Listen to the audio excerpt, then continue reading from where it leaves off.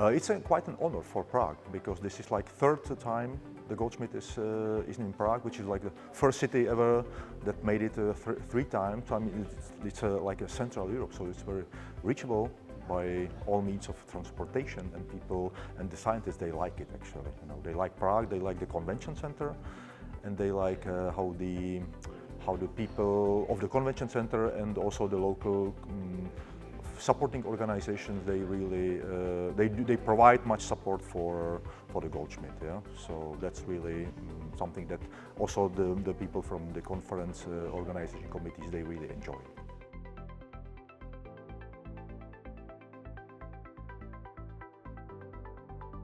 Yeah, scientifically, then the convention center becomes a melting pot, you know, for all these, you know, exchange communications, workshops, you know, where the people get new things, and they also exchange ideas there, because this is what the conference is made for. You know, that you have to meet in person, and then you talk, make new ideas, you know, pave the pathways for the future research. You know, you see a lot of new technical developments which people can then apply when they just talk together. And culturally, you know, Prague is rich in buildings, you know, history. So this is a rich history of 3,000 or 4,000 years. So there is a lot of history, you know, and you see all these the Prague castle just around, you know, you see it. So I think they culturally are really fine. You know, this is like a multicultural city these years. So I think I hope the attendees enjoy this also this side, not only the science.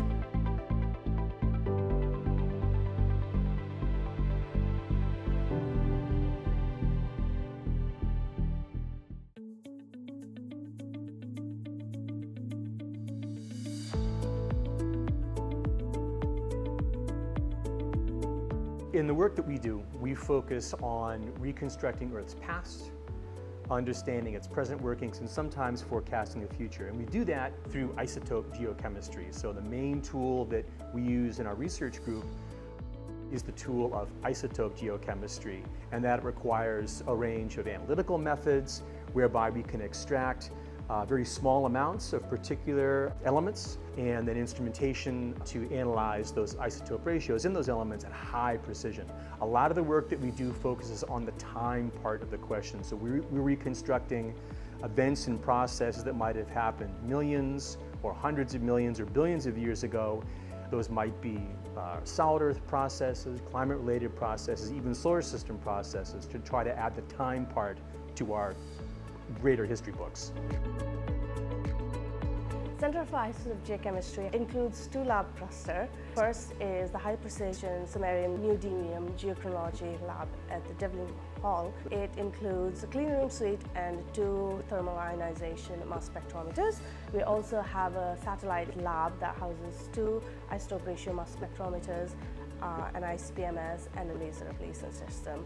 So we support both fundamental as well as applied geoscience research, and that includes plate tectonics, metamorphic geology, paleo-environmental reconstruction. The project that we have spans development of early planetary system as well as metamorphic processes spanning the whole geological time scale up to the recent human activities impact on geomorphic processes such as soil erosion, land erosion, and watershed changes.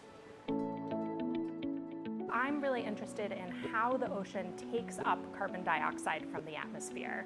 Often when we think about climate change, we think about carbon dioxide being emitted to the atmosphere and the increase in the amount of carbon dioxide in the atmosphere, but we don't think about the fact that actually half of the carbon dioxide we emit today is being taken up both by the land and by the ocean.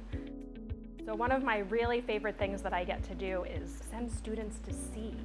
So last year I had 2 undergraduate students and a PhD student who went on one of these oceanographic field expeditions to the Erminger Sea in the subpolar North Atlantic, to a site maintained by the Ocean Observatories Initiative. I love working with both the undergraduate students and graduate students who want to go into the field of science to be people doing the kind of work that I'm doing, to actually directly monitor how these things are happening, do the cutting edge research, and they're going to bring that expertise to thinking about how we need to be incorporating climate change into our expectations of what's going to happen going forward, so being able to adapt to the impacts of climate change and also to mitigate the effects of climate change. I'm the PI of Stable Isotope Biogeochemistry Lab. In this lab, we use stable isotope techniques to study the ocean's biogeochemical cycles, both today as well as in the past, and its interactions with the climate system, as well as the evolution of the marine ecosystem over time. So I wanted to look for someone who was doing work with corals, and Tony was that guy for me, and he was doing some really cool cutting edge work. The resources and money and just support from the department have really helped with field work and data analysis and support for all that. So that's kind of why I chose this department, and they've helped me through everything with that. So rather than just classroom academic work, having an active geochemistry lab here means that the students get to come into my lab and generate their own data on our equipment. Students get to use mass spectrometers and X-ray equipment and learn how to generate data, not only for their own projects, but they learn how to use, calibrate, operate the instruments that we have to do their own research. And there's not a lot of places where an undergrad can come into a lab and use a mass spec. The way I think about education is that at the end of the day, it is about learning how to think for yourself. Not out of the textbook, not about what I tell you, but your ability to be a creative, analytical, critical, skeptical thinker. And I always think research is the perfect venue for that, because we're right on the cutting edge of knowledge. What do we know, what don't we know? And so I like to try to bring it into the classroom to help students understand that process, that dynamic of pushing forward, and how do you go forward to seek out your own information. At Boston College, the student is our primary mission. And therefore, it's critically important that in everything that we do, whether it's in the lab, in the classroom, or out in the field, we're involving our students. And that's undergraduates, that's graduate students, getting involved in research with postdocs, with faculty, and collaborators around the world. I like to think that a laboratory like ours is really a place where people come together. It's a place where we welcome students at Boston College and our collaborators to work together. We have grown in terms of our faculty, in terms of the research areas that we cover, and in terms of the analytical facilities that we can offer. And that growth trajectory is showing no signs of slowing down. So there's a lot of really exciting things happening here in terms of research, applied and fundamental research, graduate education, undergraduate education, and growth in our faculty and research staff. So the future is bright for Earth and Environmental Sciences at Boston College, and we encourage collaborators to join us.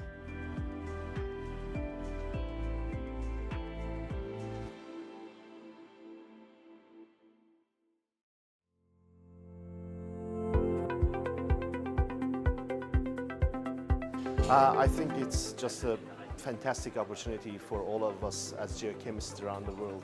Even in Australia, we meet colleagues from that part of the world here.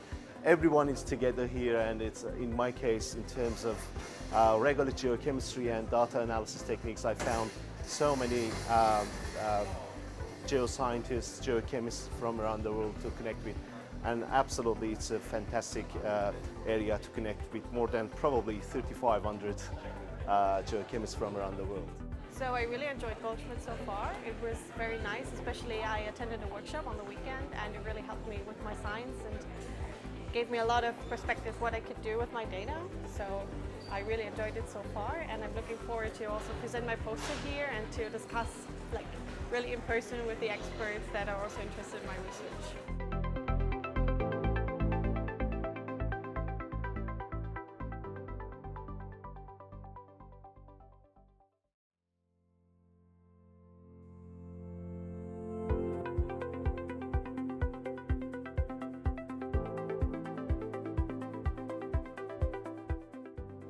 So we're really lucky at Goldschmidt because we have a science committee that help us shape the program. And we also have a sort of template from the previous years of all the different themes. So there is some constraint, but even within that we can help to suggest themes and suggest topics. And we have a special theme called Theme 14, which is aimed at dealing mostly with societal challenges, policy, new things that are coming along. So this year we've seen a lot of emphasis on resources, critical minerals, ethical implications like diversity, and we've really helped to shape those. We're really happy with the program.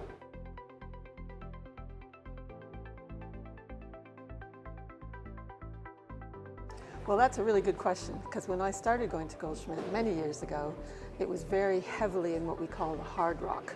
So planets, solid Earth, and I'm an environmental geochemist, and so I've seen it, really been watching it evolve over the years, and now the environmental side, which links with obviously the social side, is more than half the program now. So there's been a huge shift, and also we've also seen not only the environmental side deal with societal challenges, but the hard rock side as well. So the resources, thinking about other planets, life on other planets, and just the way the world works, and understanding that the Earth is an interlinked system. So we can't ignore solid Earth, and we can't ignore the environment. We're seeing more and more work together on both of those.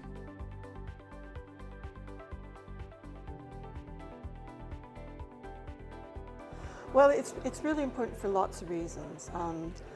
As scientists, you hear the term, we sit in our white ivory towers, and that's not as true as it may have been used to in the past. But we do spend a lot of time on our computers and writing, and it's important to come and meet and discuss, and because actually face-to-face meetings are invaluable. You get a lot more out of them than just an email. And also the big push that we have at Goldschmidt, we support what we call ECRs, early career researchers. And I think it's so important for them to come to these conferences, to have practice at giving oral and poster presentations, to meet scientists, to have mentoring, and that is a huge emphasis. So it's good for everyone, but particularly I would say for the ECRs, and for us older people who are happy and really interested to talk to the ECRs as well.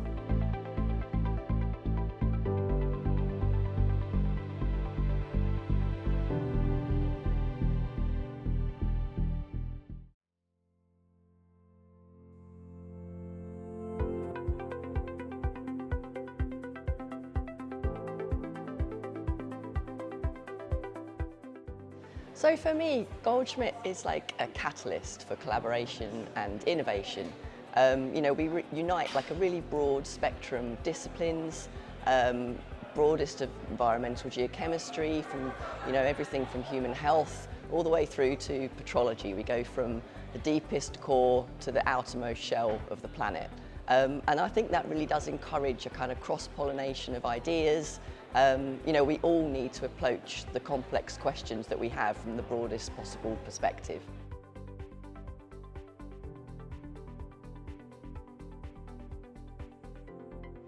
So for me, the DEI is really a central pillar of our mission. We've got several structured DEI activities that are really quite well reflected at this year's conference.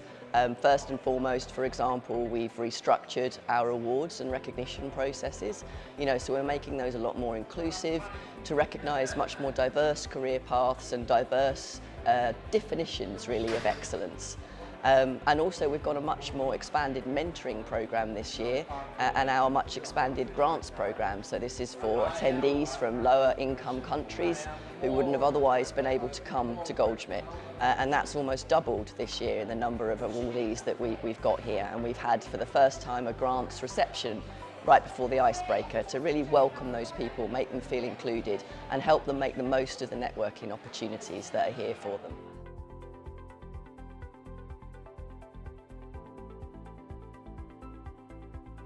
So I think geochemistry is pivotal to these areas and other critical issues at the intersection of Earth and environment. And I think we're doing that really by providing the data that we need to understand these issues. And as a community, we're in a really unique position because there aren't many communities who can take a problem from its data to its interpretation to its application. And that's something that's afforded to us through, for example, the fact that we work at state-of-the-art analytical technology, but also it's fundamentally underpinned by our understanding of the Earth as a chemical system. And so through geochemistry, we're actually able to take that fundamental understanding and turn it into something that we can use in the environment to solve these complex issues.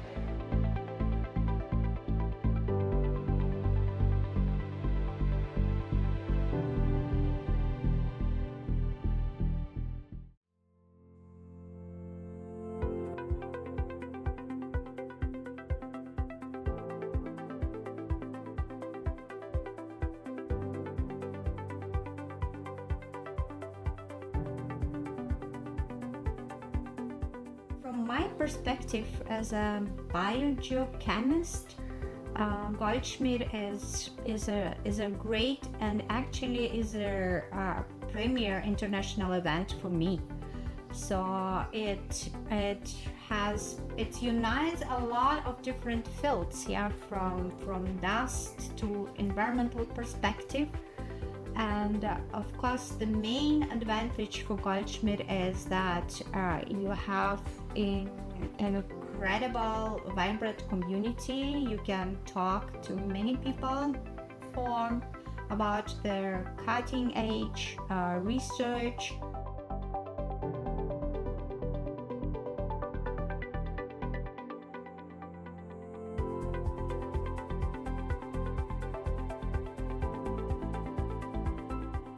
The science program is often organized in the same way. It's a bottom-up approach. I really like to involve the community and be diverse in the topic we address, but also diverse from the geography of the people involved, diverse from the countries, the research team, and we have a very good science committee. We met in Montreal about a month and a half ago to discuss how we're going to distribute the work, who should be the best team chairs, and we're working on that. We'll have the whole committee ready for the time of Prague, and we hope to meet then.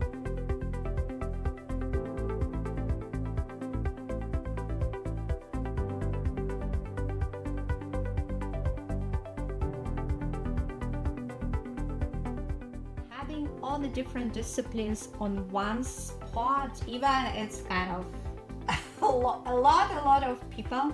So it actually helps to develop all the new ideas and also to expand the scientific knowledge. So sometimes it's really interesting listening to the talk from completely like different angle, different point of view is actually a discussion around. It helps you to develop and to expand your own, maybe a little bit narrow scientific knowledge.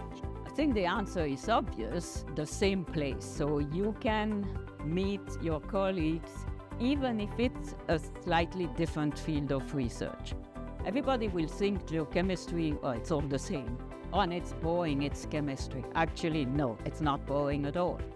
Applying geochemistry to climate change, geobiology, extraterrestrial projects, it's all very exciting. And when we are all in the same location, it just increases the possibility to cross paths, talk to each other. It's also very important to be in person when possible, because that increases the interactions.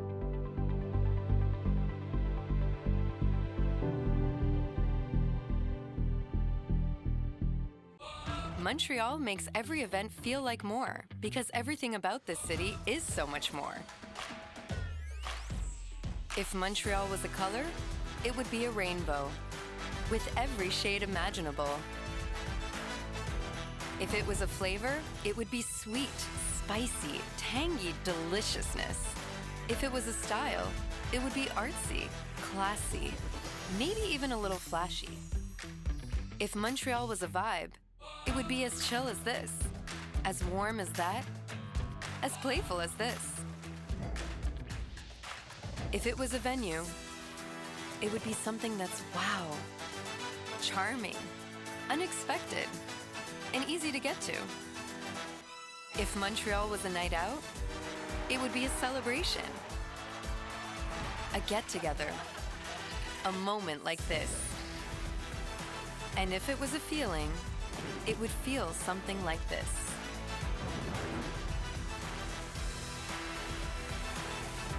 That's why when it comes to your event, Montreal makes it more.